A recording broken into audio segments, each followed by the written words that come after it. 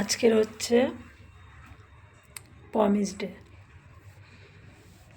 আমার তো প্রমিস ডেও হয় না, আর রোজ ডেও হয় না, চকলেট ডেও হয় না, কিছুই ডে হয় না। আমার রোজ রোজ হচ্ছে রান্না বান্না, খাওয়া দাওয়া, বাজার করা, সব কিছু মানে রোজ হচ্ছে রোজ ডে আমার এটাই, আর কিছু না। আমার জীবন ডে, মানে জীবনে যা যা কাজ আমাকেই করতে হয়, আর করতে হবেই।